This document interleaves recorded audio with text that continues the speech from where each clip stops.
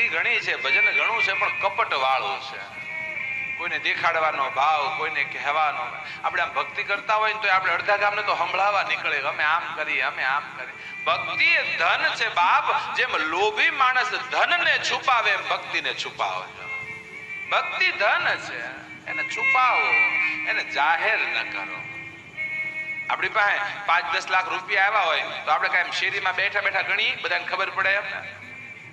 આખા ગામને ખબર પડે કે અમારા ઘર 5 લાખ રૂપિયા આવ્યા તો એક થેલી એમાં પાછી બીજી કાગળીઓ વીટી હોય, પાછી કાળી થેલીમાં નાખીને કોઈને ખબર ન પડે ડેલો બંધ કરીને બાવણું બંધ કરીને તોય પાછા જોઈ કોઈ ભાળતું તો નથી.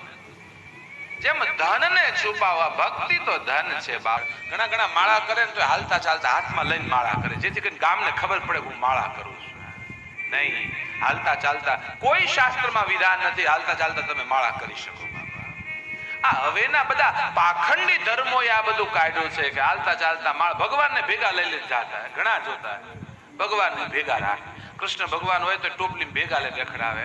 આ ઈશ્વર છે, આ કઈ રમકડા થોડા છે બાબા, આ કઈ રમકડા થોડા છે.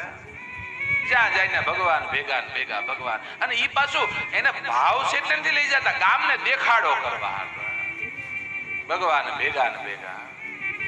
બૂટ ચપ્પલ પહેર્યા હોય તો ભગવાન લઈને જાતા હોય ને, પોતે જે ખાય ભગવાન. પણ ભગવાનને શું ધરાવવું એનો વિવેક નહીં. બોલો, ભગવાનને કોલ્ડ ડ્રિંક ધરાવે. કોલ્ડ ડ્રિંક કઈ ભગવાનને ધરાવે ને વસ્તુ છે?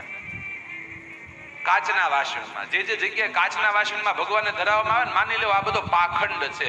ભગવાનને ધરાવવા માટે નથી, દુનિયાને દેખાડવા માટે મૂક્યું છે. કાચના વાસણમાં હામું દેખાય. કાચના વાસણમાં ભગવાનને કોઈ જમાડાય પણ નહીં અને આપણે જમાય પણ નહીં.